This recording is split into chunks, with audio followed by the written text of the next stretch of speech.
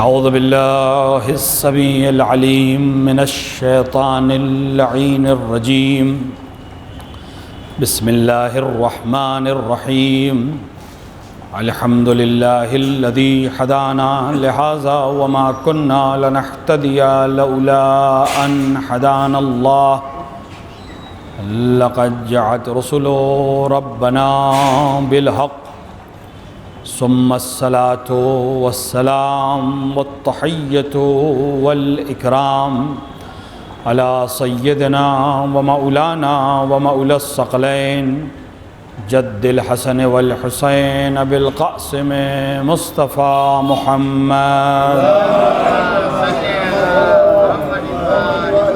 وعلى آله الطيبين الطاهرين المعصومين المنتخبين المظلومين لا سيما ابن عمه غالب على كل غالب مولانا علي بن أبي طالب وعلى صاحب الدعوات النبوية والصولة الحيدرية والعصمة الفاطمية والحلم الحسنية والشجاعة الحسينية والعبادة السجادية والمعاصر الباقرية والآثار الجعفرية والعلوم الكاظمية والحجج الرضوية والجود التقوية والنقاوة النقوية والهيبة العسكرية والغيبة الإلهية صاحب العصر والزمان إمام الإنس والجان الحجة القائم المنتظر المهدي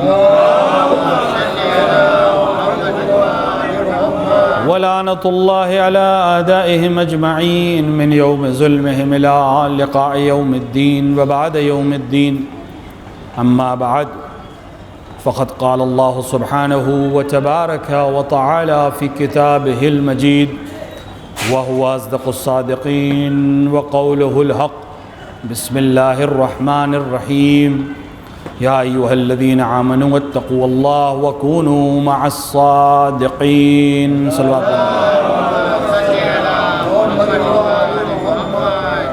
ارباب اعظم اتمداران سید الشہداء، خداوند عالم قرآن مجید میں اپنے خطاب کے ذریعے مؤمنین کو متوجہ کر رہا ہے اور ارشاد فرما رہا ہے کہ یا ایھا الذین آمنوا، اے ایمان لانے والوں، تقوی الہی اختیار کرو اور صادقین یعنی سچوں کے ساتھ ہو جاؤ۔ اس آیہ مبارکہ کے ذیل میں مختلف موضوعات پر مختلف باتیں آپ کے سامنے مختلف مواقع پہ کی گئیں، لیکن یہ 6 یا 7 مجالس جو اب جاری ہے اور جو سلسلہ ہے، اس میں ہمارا عنوان رسول اکرم کی زندگی کی ان جنگوں سے یا اسلامی تاریخ کی ان جنگوں سے تعلق رکھتا ہے جو رسول کی زندگی میں برپا ہوئیں، اور اس کا اصل ہدف یہ روشن کرنا ہے کہ ہمارا بچہ اگر تاریخ میں جائے، بحث ہو، مطالعہ ہو، سوال ہو کہ آخر رسول جو رحمت کا نمائندہ تھا اس نے کیوں جنگ کی، کیوں شمشیر کھینچی، کیوں تلوار اٹھائی، تو ہم اسے جواب دے سکیں کہ یہ شمشیر بھی رحمت کا ہی ایک طریقہ تھا، نہ کہ ظلم تھا، استبداد تھا، بلکہ رحمت تھی ان کے لیے جو اس ظلم کا شکار تھے جو رسول کے آنے سے پہلے یا مبعوث ہونے سے پہلے عرب پر چھایا ہوا تھا۔ پیغمبر اکرم نے 13 برس ظاہری طور پر مکے میں بعثت کے بعد زندگی گزاری، اور یہ 13 برس پیغمبر کی زندگی کے بہت سخت دن ہیں اور سال ہیں، کیونکہ اس میں مختلف قسم کی آپ کو مخالفت کا سامنا کرنا پڑ رہا تھا، اور ظاہری طور پر کسی قسم کا کوئی فوجی رد عمل یا عکس العمل آپ نے انجام مکے میں نہیں دیا، جبکہ مکے میں ایسا نہیں ہے کہ بالکل کمزور تھے، ایسا نہیں ہے۔ مکے میں بہرحال بنی ہاشم ایک بڑی طاقتور قبیلہ تھا، اور بنی ہاشم کے ساتھ ساتھ بہت سے قبیلوں کا آپسی معاہدہ تھا، اور اگر پیغمبر چاہتے تو اس کے ذریعے سے بہرحال کچھ نہ کچھ اقدام کر سکتے تھے، لیکن آپ نے اپنی 13 برس کی زندگی میں سوائے صبر کے کسی اور چیز کو پیشہ نہیں کیا، اور جہاں صورتحال ایسی بھی تھی کہ اگر جناب ابو طالب یا جناب حمزہ یا جناب عباس جیسی شخصیات آپ کا ساتھ دیتے ہوئے قریش کے اوپر ایک کاری ضرب لگا سکتے تھے، وہاں بھی آپ نے اس چیز کی اجازت نہیں دی،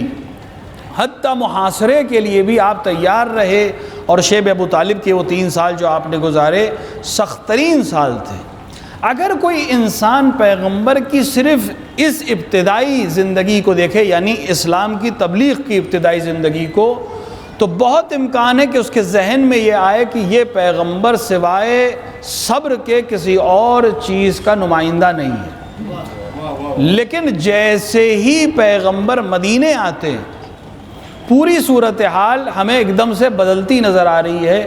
وہ پیغمبر جو صبر کر رہا تھا، وہ پیغمبر جو خاموشی اختیار کر رہا تھا، وہ پیغمبر جو ہر حال میں سامنے والے کی ہر بات کو قبول کر رہا تھا اور اپنے آپ کو کسی قسم کی خونریزی میں ملوث نہیں کر رہا تھا، ایک دم سے اس کا بالکل ہی آپ کہیں کہ نظریہ بدل جاتا ہے، اور وہ شمشیر بدست ہو کر ایک فوجی مہم شروع کرتا ہے، اور 1 نہیں 2 نہیں 3 نہیں 10 نہیں 82 سے زیادہ جنگیں، جن میں اکثر قریش سے ہیں یا قریش سے تعلق رکھنے والے افراد سے ہیں، ان سے برپا کرتا ہے۔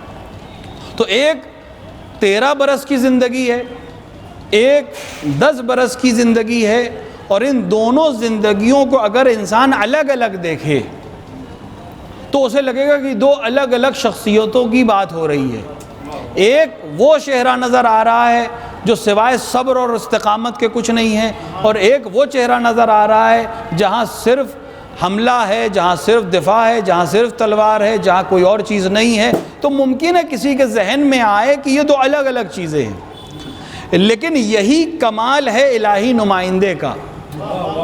الہی نمائندہ اپنی پسند اور ناپسند نہیں رکھتا۔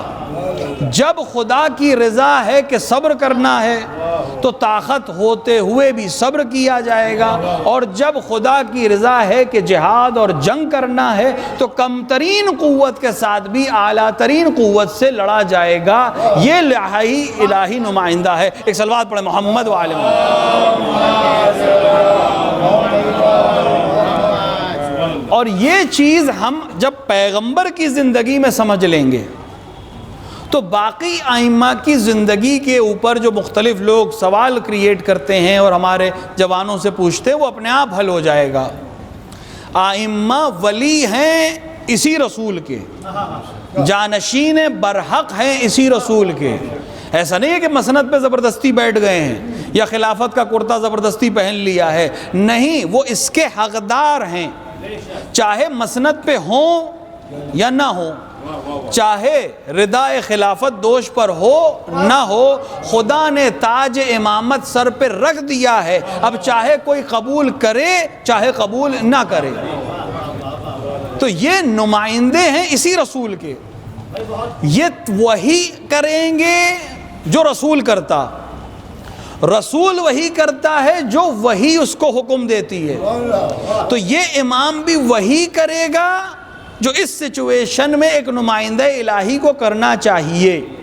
لہٰذا اگر ہم رسول کی زندگی کو اور سیرت کو سمجھ لیں تو بہت سے مسائل ہمارے لیے حل ہو جائیں گے کہ رسول مکے میں کس طرح زندگی گزار رہے ہیں، رسول مدینے میں کس طرح زندگی گزار رہے ہیں، رسول عین طاقت میں کس طرح صلح کر رہے ہیں، رسول عین قوت کی کمزوری کے باوجود کس طرح جنگ کر رہے ہیں۔ اگر یہ چیز حل ہو جائے تو ہمارے بہت سے سوال جوانوں کے حل ہو جائیں گے کہ الہی نمائندہ اپنی مرضی سے کچھ نہیں کرتا، وہی کرتا ہے جو خدا کی مرضی اور مصلحت ہوتی ہے۔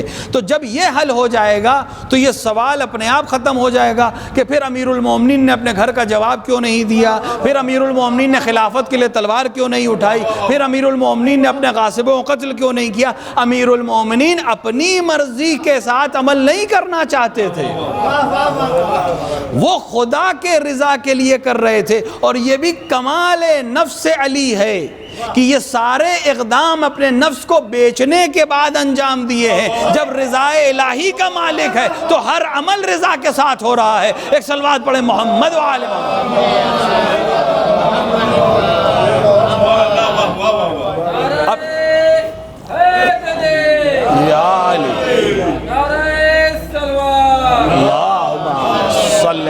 محمد و آل محمد. یہ مسئلہ جب حل ہم کر لیں، وہ لوگ جو امامت کو یا عصمت کو نہیں قبول کرتے ہیں ان کے لیے یہ جواب شاید کافی نہ ہو، لیکن جو عصمت کو قبول کر چکے ہیں، جو امامت کو قبول کر چکے ہیں، جو اسے الہی عہدہ سمجھتے ہیں اور مانتے ہیں، ان کے لیے یہ سوال ہی عبث ہے کہ اس امام نے یہ کیوں کیا اور اس امام نے ایسا کیوں نہیں کیا.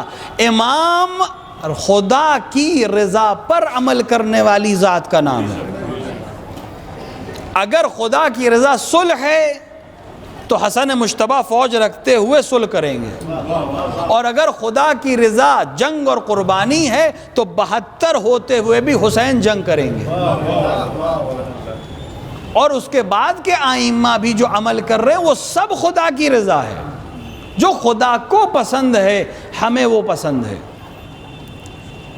شخص نے امام سے آ کر فرمایا کہ میں اس حال میں آ گیا ہوں کہ جب صحت ہوتی ہے تو میں مرض کی دعا کرتا ہوں،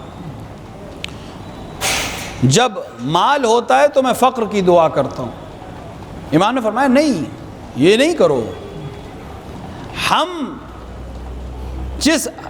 اس خدا کے بندے ہیں اور اس کی رضا پہ اس طرح سے راضی ہیں کہ اگر وہ صحت دے تب بھی ہم شکر میں ہیں، اگر وہ مرض دے تب بھی ہمیں قبول ہے، اگر وہ ثروت دے تب بھی ہمیں قبول ہے، اگر وہ فقر دے تب بھی ہمیں قبول ہے، کیونکہ ہم بندگی میں ہیں. اور بندگی کا پہلا تقاضا یہ ہے کہ مالک کی رضا کو اپنی رضا سمجھنا ہے. اپنی رضا میں اگر ہلکا سا بھی ہم نے اپنی پسند کو شامل کیا تو وہ بندگی نہیں ہے. بندگی کا مطلب ہے کہ میری کوئی رضا یا مرضی ہے ہی نہیں، جو کچھ ہے معبود ہے، جو کچھ ہے وہ اس کے لیے ہے. اب ہم اس پیغمبر کی سیرت کو مدنی لحاظ سے دیکھنا چاہتے ہیں. مدینے آ کر پیغمبر نے 3 بہت اہم کام کیے. اگر یہ 3 اہم کام ہم سمجھ لیں گے تو بعد کے 3 غزوات ہماری سمجھ میں آ جائیں گے. 3 بہت اہم کام کیے پیغمبر نے. 2 کا تعلق مسلمانوں سے تھا اور ایک عمل اور میثاق کا تعلق مدینے میں رہنے والے تمام لوگوں سے تھا، چاہے وہ مسلمان ہو چاہے غیر مسلمان. مدینے میں جب پیغمبر تشریف لائے تو 2 طرح کے مسلمان یا 2 قبیلوں میں مسلمان تھے جو مدنی تھے. ایک قبیلے کا نام تھا اوس اور ایک قبیلے کا نام تھا خزرج، اور یہ دونوں سالہ سال سے ایک دوسرے سے لڑ رہے تھے. لیکن وجود پیغمبر کی برکت سے اس قبیلے کی جنگ آپس میں ختم ہو گئی اور اسلام کے دائرے میں یہ پیغمبر کی سرپرستی میں آ گئے. پیغمبر نے کے ساتھ بہت سے لوگ مکے سے ہجرت کر کے آئے تھے. ساتھ سے مراد یہ کہ پیغمبر کی ہجرت کے بعد اور امیر المومنین کی ہجرت کے بعد مکے سے بہت سے لوگ اس امید میں کہ مکے میں یا قتل کر دیے جائیں گے یا خفقان میں زندگی گزارنی پڑے گی، مدینے چلتے ہیں. پیغمبر مدینے میں تو وہ اپنے گھر کو چھوڑ کر، حتیٰ اپنی اولاد کو چھوڑ کر، اپنی زوجات کو چھوڑ کر ہجرت کر کے آ گئے مدینے. مدینے میں ان کو نام دیا گیا مہاجر. اب پاکستان میں جو مہاجر ہیں ان کو ان سے نہیں ملائیے گا، یہ الگ ہیں. یہ رسول کی راہ پہ ہجرت کرنے والے ہیں، وہ محمد علی جناح کی راہ پہ ہجرت کرنے والے ہیں. دونوں بہت ذرا فرق ہے. وہ دین کے لیے آئے تھے. جو لوگ مکے سے مدینے آئے تھے وہ دین کے لیے آئے تھے. جو ہندوستان سے پاکستان گئے تھے انہوں نے دین کا دھوکہ کھایا تھا، دنیا کے لیے گئے تھے. نتیجہ یہ ہوا کہ دنیا بھی نہیں ملی اور دین بھی نہیں ملا. ایک صلوات پڑھیں محمد وآل محمد. یا علی. اللہم صلی پیغمبر نے یہ محسوس کیا کہ یہ مہاجر اور انصار بہرحال ایک مکی زندگی کا عادی ہے، ایک مدنی زندگی کا عادی ہے۔ مدینے کے لوگ کھیتی باڑی کرنے والے لوگ تھے، مکے کے لوگ تجارت کرنے والے لوگ تھے، تو دونوں کا مزاج بالکل مختلف ہوگا۔ دوسرا مسئلہ یہ تھا کہ مکے سے جو لوگ آئے تھے وہ اکثر نادار تھے، جبکہ وہاں پیسے والے لوگ تھے، یہاں ایک دم سے سب کچھ چھوڑ کر آئے تو کچھ نہیں تھا۔ تو پیغمبر نے باہمی محبت قرار دینے کے لیے سب سے پہلے مہاجر اور انصار کے درمیان عقد اخوت پڑھا۔ عقد اخوت کیا ہے؟ یعنی آپس میں ایک مہاجر کو اور ایک انصار یعنی مدینے میں رہنے والے، ایک انصاری اور ایک مہاجر کو آپس میں بھائی بنایا۔ البتہ پیغمبر نے اعلان کر دیا کہ یہ وراثت میں ایک دوسرے کے حقدار نہیں ہوں گے، لیکن باقی حقوق بھائی کے ان کے پاس رہیں گے، جو ہمارے لیے بھی مستحب ہے۔ کب؟ عید غدیر کے دن، کہ ایک مومن دوسرے مومن کو بھائی بنائے اور اس کے بعد تمام حقوق جو بھائی کے ہیں وہ ساقط کر دے سوائے شفاعت کے۔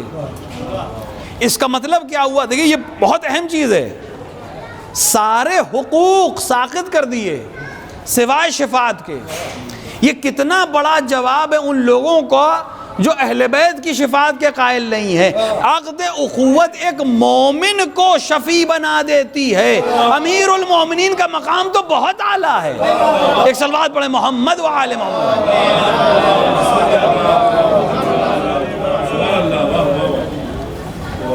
پیغمبر نے مہاجر اور انصار میں اسٹیٹس کے لحاظ سے، فکر کے لحاظ سے، طبقے کے لحاظ سے بھائی بنا دیے، سب کے بھائی بنا دیے انصار میں اور مہاجر میں سوائے علی کے،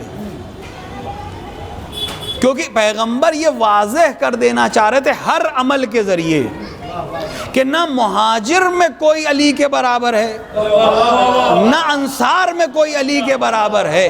ولو عقد اخوت برادران اسلامی میں ہو رہا ہے، ایک طرف مہاجر ہے ایک طرف انصار ہے، لیکن اس موقع پر بھی اگر علی کے لائق کوئی ہے تو سوائے ذات محمد کے کوئی نہیں ہے، اور اگر محمد کے لائق کوئی ہے تو سوائے ذات علی کے کوئی نہیں ہے۔ ایک صلوات پڑھیں محمد و آل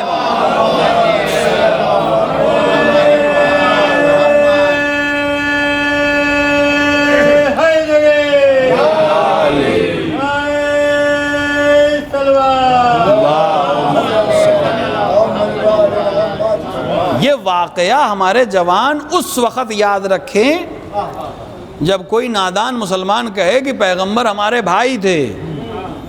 جب پیغمبر نے اپنی زندگی میں جب ایک دوسرے کو بھائی بنا رہے تھے تب کسی مہاجر اور انصار کو اپنا بھائی ماننا قبول نہیں کیا، تو بعد کے مسلمان کی کیا حیثیت ہے؟ ایک صلوات پڑھیں محمد و آل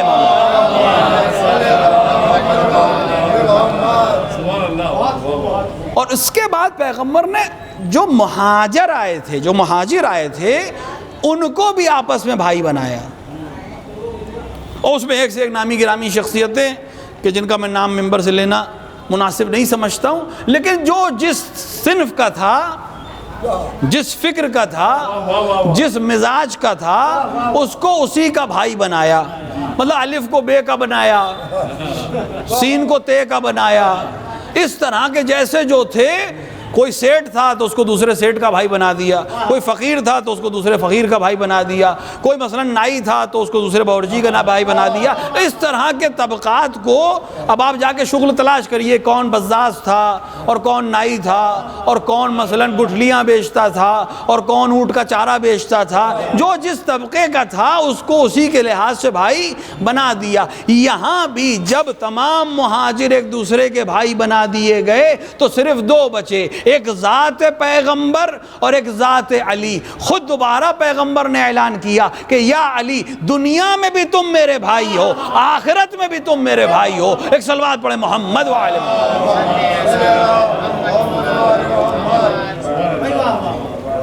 تو پیغمبر نے نہ مہاجر میں کسی کو اپنا بھائی تسلیم کیا، نہ انصار میں سے بھائی تسلیم کیا، جو جس گریڈ کا تھا اس کو اس کے ساتھ عقد و اخوت میں رکھ دیا۔ اس کا سماجی لحاظ سے بہت فائدہ ہوا کہ یہ لوگ جو بالکل نادار تھے، ان کو ایک بھائی مل گیا، گھر مل گیا، کاشانہ مل گیا، سپورٹ مل گیا، اور آپس میں ایک اتحاد قائم۔ یہ تو کام آپ نے کیا مسلمانوں کے درمیان، لیکن مدینے میں یہودی بھی رہتے تھے، اور پیغمبر کے آنے سے پہلے پورے مدینے کا کنٹرول یہودیوں کے پاس تھا۔ اکنامک کنٹرول یہودیوں کے پاس تھا، پولیٹیکل کنٹرول یہودیوں کے پاس تھا، اور سوشل کنٹرول بھی یہودیوں کے پاس تھا۔ قانون یہودیوں کا چلتا تھا۔ یہودی کرتے کیا تھے؟ وہی جو آج کر رہے ہیں۔ قبیلہ اوس و خزرج میں لڑائی تھی، وہ یہودی تو تھے نہیں۔ اسلام لانے سے پہلے وہ مکے کے دین پر تھے یا اپنے دین پر تھے، جو حجاز کے دین چل رہے تھے اس پہ تھے، یہودی نہیں تھے وہ لوگ۔ دونوں میں جھگڑا تھا۔ یہودی ان کو بھی ہتھیار بیچتے تھے، ان کو بھی ہتھیار بیچتے تھے، جو آج کر رہے ہیں۔ ہم کو بھی ہتھیار بیچتے ہیں، پڑوسی ملک کو بھی ہتھیار بیچتے ہیں۔ جہاں جہاں دنیا میں کانفلکٹ ہے، یہ سمجھ لیجئے کہ دونوں ملک پیسہ یہود کو ہی دے رہے ہیں۔ ایک کو میسائل سسٹم دے گا، ایک کو پیٹریٹ سسٹم دے گا، اور ایسا سسٹم کہ یہ کچھ دن بعد برباد ہو جائے تاکہ پھر ہم سے خریدو، پھر ہم سے خریدو، اور آپس میں یہ خیال رہے کہ یہ ایک دوسرے سے محبت نہیں ہو سکتی، تم آپس میں دوست نہیں ہو سکتے۔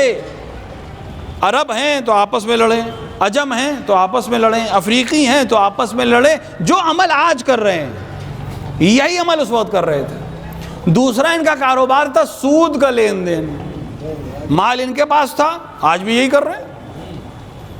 آج ہم اس طرح سے اس کاروبار میں پھنسے ہوئے ہیں، ہم سب۔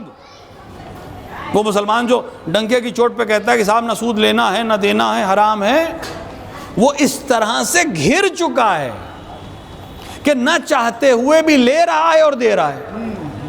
ایک ایسا نظام بنا دیا، حکومتوں کو پابند بنا دیا کہ وہ اسی طرح سے کریں کام۔ جو لوگ ان حکومتوں میں زندگی کر رہے ہیں وہ بھی اسی طرح مجبور ہیں۔ آپ کیش میں سامان خرید سکتے ہیں کہ نہیں خرید سکتے؟ خرید سکتے ہیں، لیکن آپ اس خوف سے کیش میں سامان نہیں خرید رہے ہیں کہ انکم ٹیکس کو جو ریبٹ دیتے ہیں، اگر کیش میں اتنی بڑی چیز خریدی تو انکم ٹیکس کا کیا ہوگا؟ لہٰذا آپ مجبوری میں قسط پہ سامان خریدتے ہیں، اور نہ چاہتے ہوئے کتنا ہی کم صحیح کچھ نہ کچھ سود آپ دے رہے ہیں، مجبوری میں دے رہے ہیں لیکن دے رہے ہیں۔ اس کا نقصان کیا ہے؟ شریعت نے آ کر کیوں ختم کیا تھا سود کو؟ سود ایک ایسی بلا ہے جس سے نکل نہیں سکتا انسان۔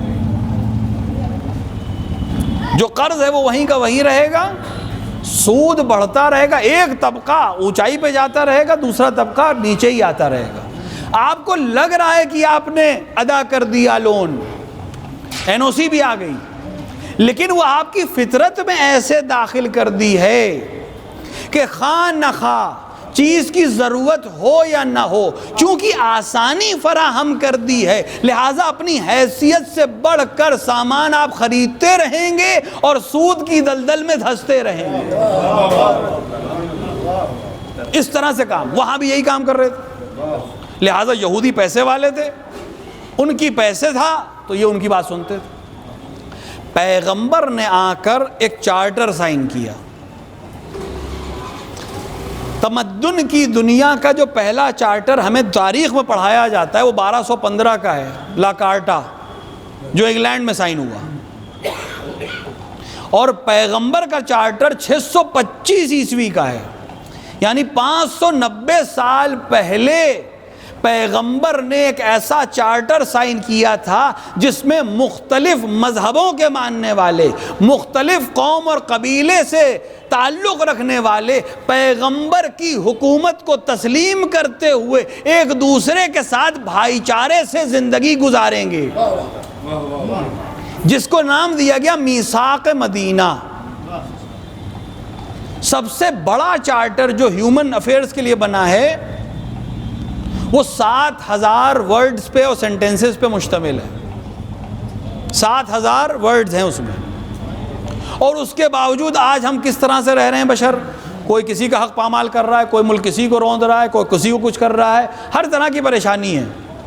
پیغمبر کا میثاق مدینہ 700 کلمات پر مشتمل ہے، صرف 700 کلمے ہیں اس کے اندر، اور ان 700 کلمے میں تمام انسانی حقوق، مرد کے حقوق، عورت کے حقوق، قبیلے کے حقوق، مختلف مذاہب کے ایک دوسرے کے ساتھ رہنے کے حقوق، حق کے حقوق، ظلم کو کس طرح سے جواب دینی ہے، ظلم کا مقابلہ کس طرح سے کرنا ہے، ایک دوسرے کا سپورٹ کس طرح کرنا ہے، مختلف حالات میں ایک دوسرے کے ساتھ ہم کیسے برتاؤ کریں گے، یہ سب اس میں اس طرح سے پیغمبر نے کر دیا کہ اگر اس چارٹر کو آج ایکسیپٹ کر لے اسلام کے ساتھ ساتھ دنیا، تو دنیا کے کسی اور چارٹر کی اسے ضرورت نہیں پڑے گی۔ شرط یہ ہے کہ پیغمبر نے جیسے قبول کر کے نافذ کیا تھا، ہم بھی قبول کریں اور نافذ کریں۔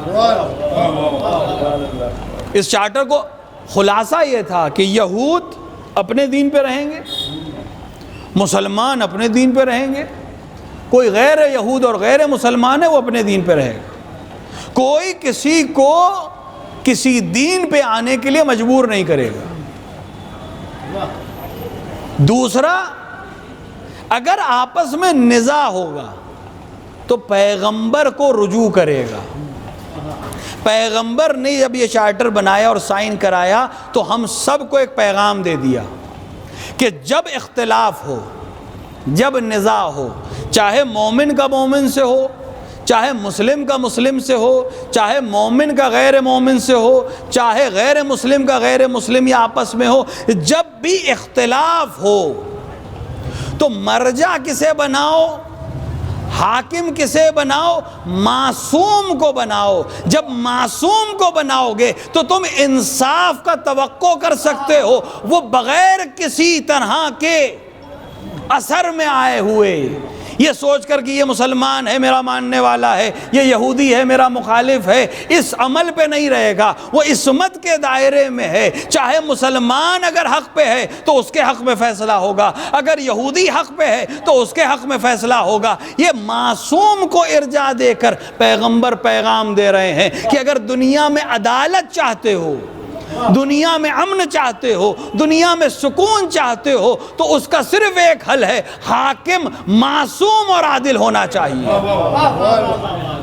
اور آج ہم جو ہر نماز کے بعد العجل العجل کہتے ہیں، وہ صرف اس لیے نہیں ہے کہ ہم ان کے ماننے والے اور چاہنے والے ہیں، بلکہ وہ اس لیے ہے کہ وہ اس عدالت کا نمائندہ ہے جو پیغمبر کی عدالت تھی، وہ اس عدالتی انتظام کا نمائندہ ہے جو علی کی عدالت تھی۔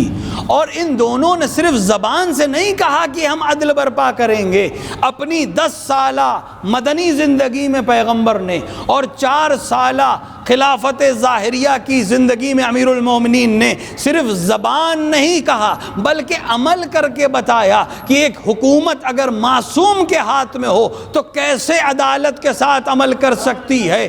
ہم نے ان دونوں نمونوں کو دیکھا ہے، اب ہم چاہتے یہ ہیں کہ اس پوری دنیا میں ویسے ہی عدالت کی حکومت ہو، لہٰذا ہر نماز کے بعد ہم دعا کرتے ہیں کہ محمد کی عدالت کے وارث کو بھیج دے، علی کی عدالت کے وارث کو بھیج دے۔ ایک صلوات پڑھیں محمد وآلہ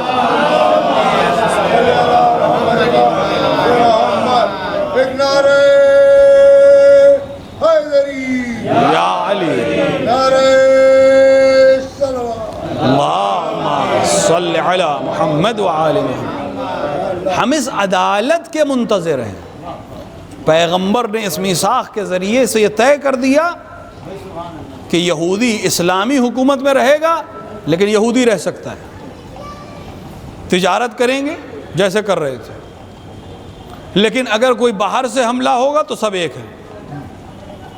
یہود جو مدینے میں رہنے والے ہیں وہ باہر کی کسی طاقت کا سپورٹ نہیں کریں گے، اور اگر کسی نے یہودیوں پہ حملہ کیا تو مسلمان یہودیوں کا دفاع کریں گے، اور اگر کوئی نزاع ہوا تو پیغمبر اس کو حل کریں گے۔ تمام مسلمان فوجی رضاکار کی حیثیت رکھتے ہیں. اسلام میں فوج کا تصور ہی نہیں ہے، پیڈ فوجی کا کوئی تصور نہیں ہے. ہر مسلمان فوجی ہے. جب پیغمبر پکاریں گے، معصوم پکارے گا، وہ اس کی مدد کے لیے آنا ضروری ہے. فرق اس کا کیا ہے؟ آج جو دنیا میں اتنے بڑے بڑے بجٹ ڈیفنس پہ خرچ ہو رہے ہیں، اگر پیغمبر کی پالیسی کو کوئی سمجھ لے تو اتنا بڑا بجٹ جو ایک ملک کی کمر توڑنے کے لیے دفاع پہ خرچ ہو رہا ہے مسلسل، وہ پورا بجٹ کٹ آف ہو جائے گا. اگر اسلامی اقتصاد کو کوئی پڑھے، وہ کہے صاحب ٹیکس تو اتنا کم ہے، ایک حکومت کیسے چلے گی؟ تو آپ یہ دیکھیں کہ اسلام کے خرچ کہاں ہیں حکومت میں. حکومتیں جو خرچ کر رہی ہیں، پرائم منسٹر پہ اتنا خرچ ہوگا، منسٹرز پہ اتنا خرچ ہوگا، پریزیڈنٹ پہ اتنا خرچ ہوگا، ان کے گارڈز پہ اتنا خرچ ہوگا، جو عدالت پہ اتنا خرچ ہوگا، فوج پہ اتنا خرچ ہوگا. اسلامی نظام میں اس طرح کا امتیاز ہے ہی نہیں. اگر وہ حاکم ہے تو بعنوان حاکم اس کو الگ سے کچھ نہیں ملے گا، اس کو درآمد خود سے کسب کرنی ہے. عہدے پر بیٹھ کے حکومت ضرور کرے گا، لیکن حکومت کی ذمہ داری نہیں ہے اسے مال فراہم کرنا. یہ ایک بہت اہم چیز ہے. جب فوج نہیں ہے اس طرح سے، جب حاکم کو پیسے نہیں دینا ہے، جب منسٹرز کو پیسے نہیں دینا ہے، تو کتنا بجٹ کم ہو جائے گا. یہاں تو ایک کانفرنس میں طے شدہ بجٹ سے 3 گنا خرچ ہو رہا ہے، اور ہم لوگ کیا کر رہے ہیں؟ اس کو ادا کر رہے ہیں بغیر معلوم ہوئے. ہم سے ادا کیا جائے گا، پتہ بھی نہیں چلے گا. اور اسلام جو اس نظام کو قائل کر رہا ہے، وہاں کسی کی کمر نہیں توڑنی ہے وہاں تو. اور اس میں کمال یہ ہے کہ اتنے کم ٹیکس لینے کے بعد بھی اسلامی حکومت جو پیغمبر کے زمانے میں اور امیر المومنین کے زمانے میں تھی، اس نے اس طرح سے حکومت کی کہ ٹیکس کم وصولا، لیکن خرچ اس طرح سے کیا کہ آخر بیت المال میں کچھ جب بچ گیا تو اسے بھی مسلمانوں میں تقسیم کر کے بتایا کہ عدالت اسے کہتے ہیں، حکومت اسے کہتے ہیں. ایک صلوات پڑھیں محمد وآلہ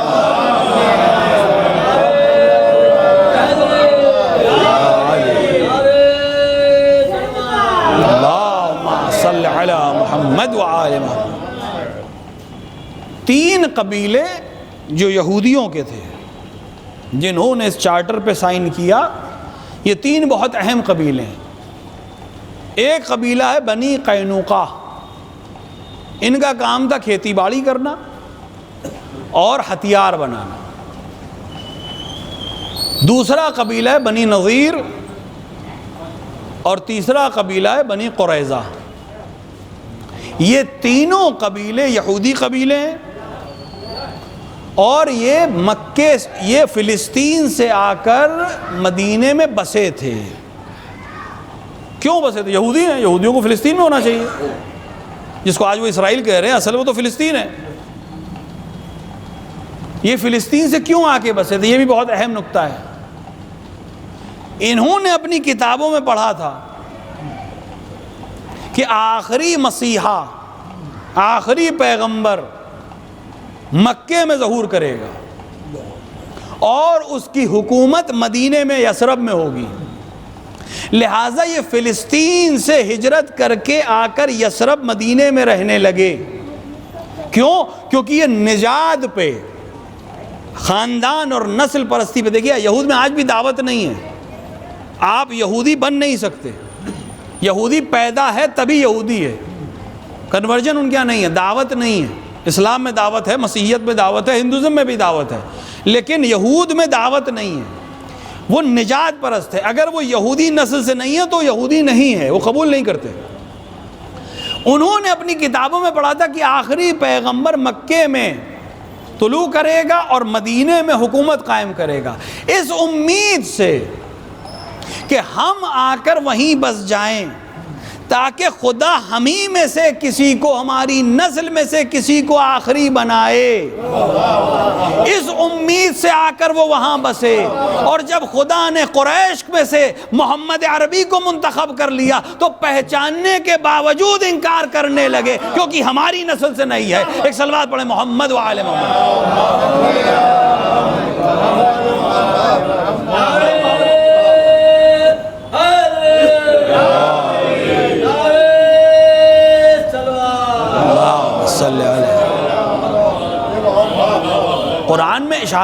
کہ وہ آپ کو اس طرح پہچانتے ہیں جیسے اپنے بچوں کو پہچانتے ہیں.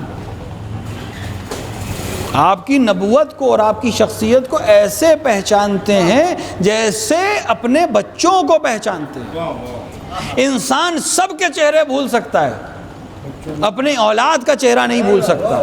جس طرح اولاد کو پہچانتے ہیں اس طرح آپ کو پہچانتے ہیں کہ آپ حق پر ہیں، آپ آخری نبی ہیں، آپ پر قرآن نازل ہوا ہے، جو کتابوں میں اشارہ ہے آپ وہی ہیں، لیکن چونکہ نسل سے نہیں ہے لہٰذا قبول نہیں کریں گے. یہ ہمارے لیے کتنی بڑی عبرت ہے. یہ جو ہم نسل کے ورقے لے کے ٹہلتے ہیں، خدا کو یہ بالکل پسند نہیں ہے. نسل کا امتیاز ایک اہم چیز ہے، اولاد پیغمبر ہونا ایک شرف ہے، لیکن اس میں انسان کا اپنا جب کوئی دخل ہی نہیں ہے تو اس پہ فخر کا کوئی مقام ہی نہیں ہے. وہ تو جس کو جس نسل میں چاہے خدا پیدا کرے گا. اگر تمہارے لیے کوئی چیز مقام فخر ہے تو وہ تمہارا ایمان ہے اور تمہارا عمل ہے. میں نے آپ کے سامنے پیش کیا تھا امیر المومنین کا وہ شعر کہ جس میں انہوں نے فخر کیا. علی جس نے کبھی فخر نہیں کیا، جس کے پاس تمام امتیاز تھے فخر کرنے کے. مولود کعبہ ہیں، پیغمبر کے بھائی ہیں، پیغمبر کے داماد ہیں، ہر جنگ کے سپہ سالار ہیں، ہر جنگ کا صحرا آپ کے سر پہ باندھا گیا ہے، ذوالفقار آپ کے لیے نازل ہوئی ہے، صدیقہ طاہرہ سے آپ کی شادی ہوئی ہے، حسن جیسے بیٹے آپ کے پاس ہیں، حسین جیسا بیٹا آپ کے پاس ہے. کتنی چیزیں مقام فخر کی ہیں، لیکن کسی چیز پر علی نے فخر نہیں کیا. نہ ہاشمی ہونے پہ فخر کیا، نہ ابو طالب کے بیٹے ہونے پہ فخر کیا، نہ علی ہونے پہ فخر کیا، نہ محمد کا نواسا محمد کے داماد ہونے پہ فخر کیا، نہ حسنین کے بابا ہونے پہ فخر کیا. کاہے پہ فخر کیا؟ کفا بی عزن ان اکون لکا عبدا، میری عزت کے لیے یہی کافی ہے کہ میں تیرا بندہ ہوں. وہ کفا بی فقرا ان تکون علی ربا، اور میرے فخر کے لیے یہی کافی ہے کہ تو میرا رب ہے.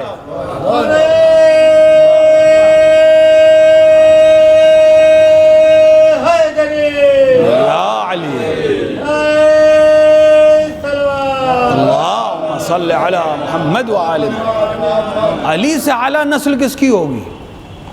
لیکن علی نے نسل پہ فخر نہیں کیا، علی نے عبدیت پہ فرق کیا.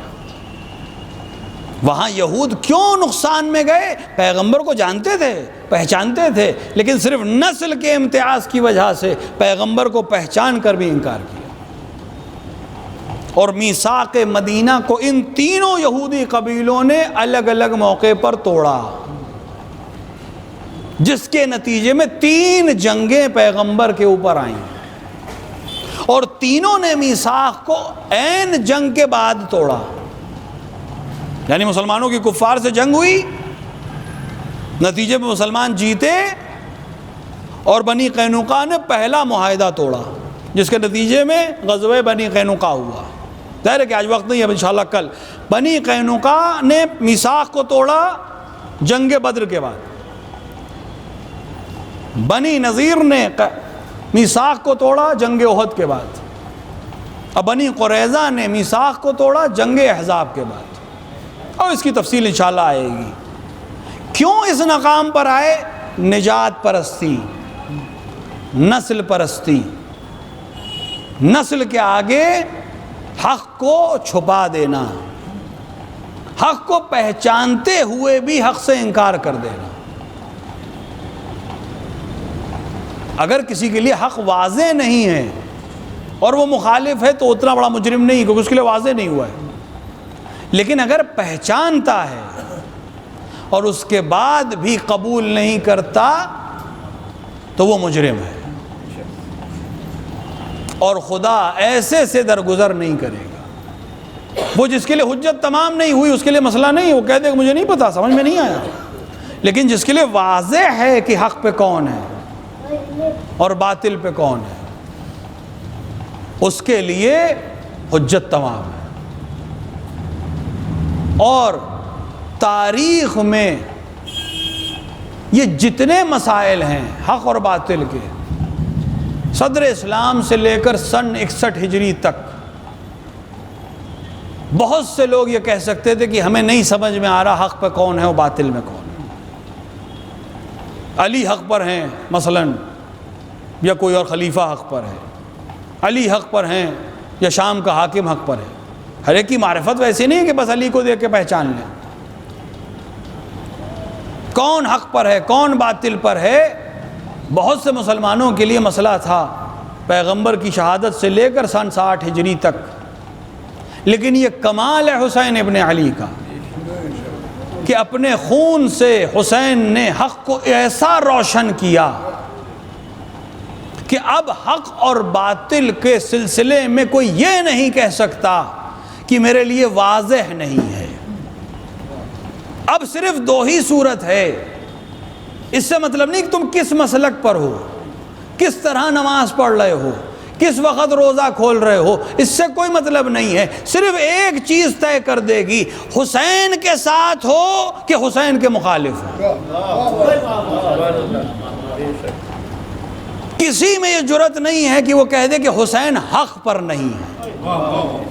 اور یہی کمال ہے حسین ابن علی کا کہ حسین سے پہلے یہ مشکل تو رہی، معصوم کے ساتھ بھی مشکل رہی کہ لوگ یہ کہتے نظر آئے کہ نہیں سمجھ میں آتا کہ یہ حق پر ہیں کہ یہ حق پر ہیں، یہ حق پر ہیں کہ یہ حق پر ہیں. لیکن حسین نے ایسا روشن کیا کہ نہ صرف حسین کی حقانیت روشن ہو گئی، جو حسین کے مقابلے میں آئے وہ باطل کے علاوہ کچھ نہیں ہو سکتا.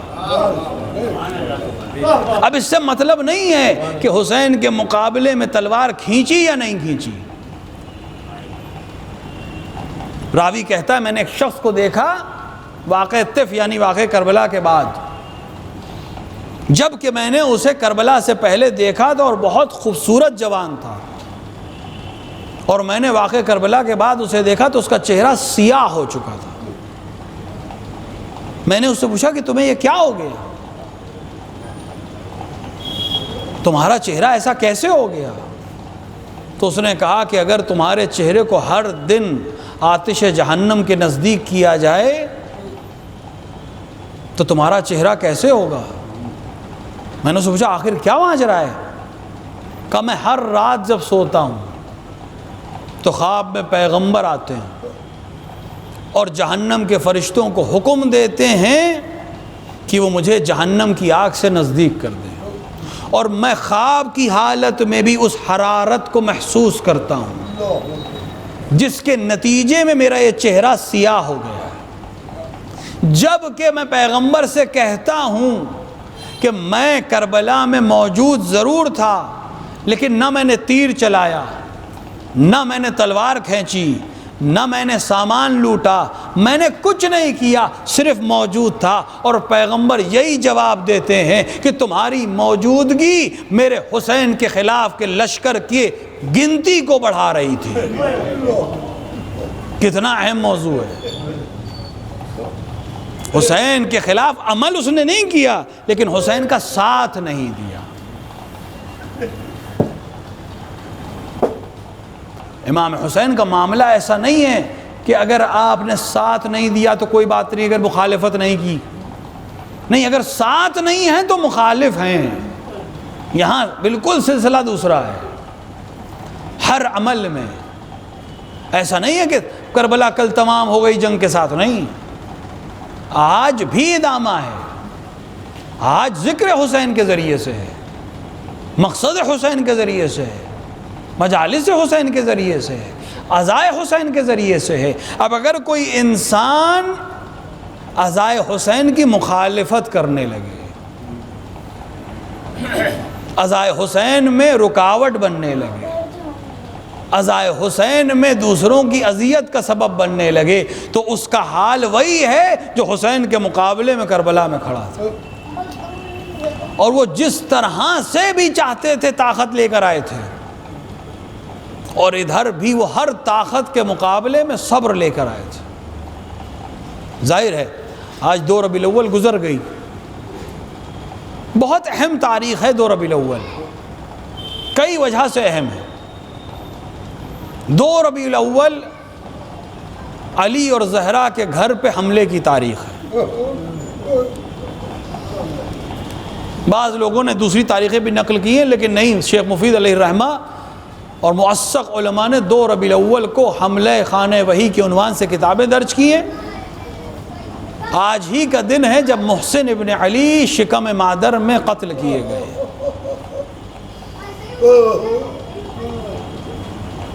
آج ہی وہ دن ہے جس دن زہرا کے گھر کی حرمت کو پامال کیا گیا. یعنی پیغمبر کے دفن کے فوراً بعد. پیغمبر 28 صفر کو اس دنیا سے گئے، 3 دن آپ دفن نہیں ہوئے. پہلی ربیع الاول کو آپ دفن ہوئے. کیوں؟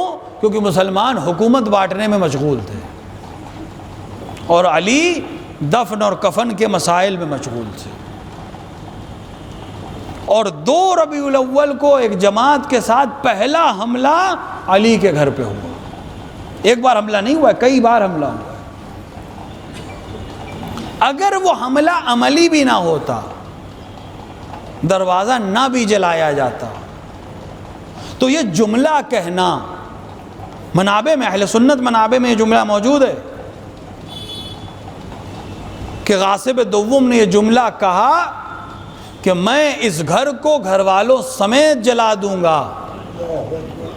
اور مہاجر اور انصار میں سے کسی نے کہا کہ اس گھر میں فاطمہ ہیں، اور اس لعین نے کہا کہ ان کے ہوتے ہوئے میں یہ عمل کروں گا. اگر وہ نہ بھی کرتا، یہ جملہ کافی ہے حرمت کو پامال کرنے کے لیے. میں اکثر کہتا ہوں، آپ کربلا کے مصائب سنتے ہیں، پڑھتے ہیں، کتنی مصیبت کربلا میں آئی. ایک بہن نے اپنے سامنے 18 بھائیوں کو مرتے ہوئے دیکھا، اپنے گھر والوں کو. 9 تو بھائی ہیں، پھر چچازاد بھائی ہیں، اولادیں ہیں. شیخ مفید کے لحاظ سے 18 بنی ہاشم، بعض کے لحاظ سے 28 بنی ہاشم زینب کی نظروں کے سامنے پڑے ہیں. خیمے لوٹے گئے ہیں، چادریں چھینی گئی ہیں، بازاروں میں لے جایا گیا ہے. لیکن ان سب کے باوجود کہیں نہیں ملتا کہ جناب زینب نے فرمایا ہو کہ مجھ پر ایسے مصائب پڑے کہ اگر دن پر پڑھتے تو وہ سیاہ رات میں تبدیل ہو جاتے. جبکہ یہ جملہ شہزادی کی زبان پر جاری ہوا. اب کربلا کے مصائب کو ایک بار ذہن میں رکھے اور صبر زینب کو ذہن میں رکھ کر سوچے کہ ظاہر ہے کہ زینب کا صبر فاطمہ سے زیادہ تو نہیں ہو سکتا. زینب کی ماں کا نام فاطمہ ہے، عصمت کے اعلیٰ ترین درجے پہ فائز بی بی. اگر یہ بات کہہ رہی ہے کہ بابا آپ کے بعد ایسی مصیبتیں پڑی کہ اگر روشن دن پہ پڑھتے تو وہ تاریک رات میں تبدیل ہو جاتی، یہ اس بات کی دلیل ہے کہ مصیبتیں ہمیں نظر نہیں آتی لیکن بہت بڑی بڑی مصیبتیں گزر گئیں. اجرکم علی اللہ. خبر دی گئی کہ علی کے گھر میں وہ لوگ جمع ہیں جنہوں نے بیعت نہیں کی ہے. بعض روایات میں 60 لوگ، بعض میں 80 لوگ. نام موجود ہیں سب کے تاریخ.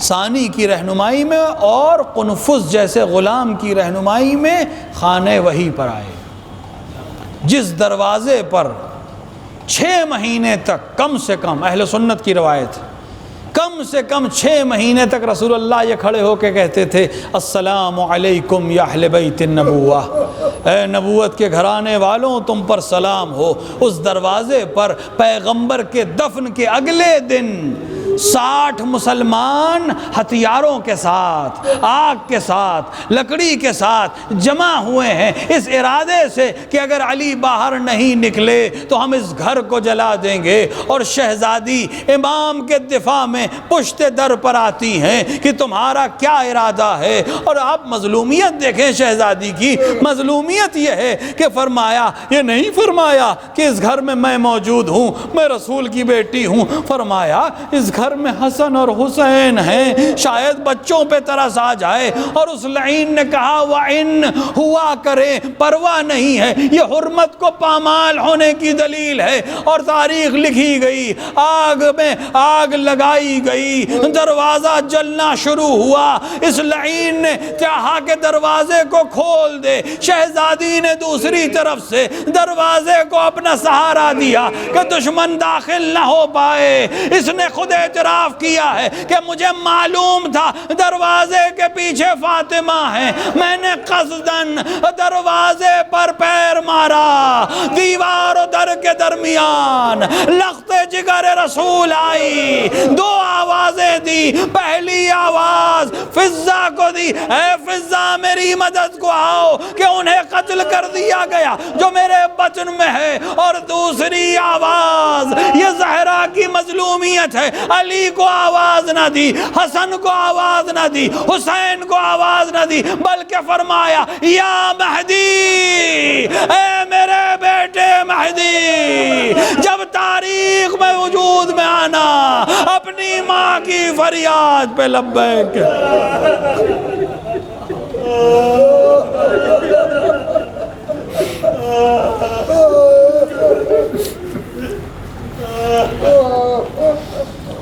وَسَيَعْلَمُ الَّذِينَ ظَلَمُوا أَيَّ مُنْقَلِبٍ يَنْقَلِبُونَ إِنَّا لِلَّهِ وَإِنَّا إِلَيْهِ راجعون رضا بقضائه وتسلیما لعمره۔ خدایا ہمارے اس مختصر عمل کو قبول فرما، ہمارے درمیان جو حاجت مند ان کی حاجتوں کو پورا فرما، جو بیماروں نے شفا کاملہ و عاجلہ عطا فرما، دنیا میں جہاں جہاں شان حضر قرار ہے ان کی جان و مال و عزت و آبرو کی حفاظت فرما، علماء اعلام مراجع کرام کا سایہ ہمارے سروں پر محفوظ رکھ، اتباعت عالیات خصوصاً عراق اور شام کی حفاظت فرما۔ خدایا اس ظلمت اور اس تیرگی سے نجات کے لیے منتقم کربلا کے ظہور میں تعجیل فرما، اندر ظہور اپنے امام کو پہچاننے ان کی نصرت کرنے کی توفیق عطا فرما۔ ربنا تقبل منا انک انت السمیع دعا حضرات ایک بار سورہ حمد اور 3 بار سورہ اخلاص تلاوت فرما کر جملہ مومنین و مومنات بالخصوص مرحوم سید علی حشم رضوی ابن سید علی ظفر رضوی اور مرحومہ انجم عارہ بیگم بنت سید محمد اختر رضوی کی روح کو وصال فرما۔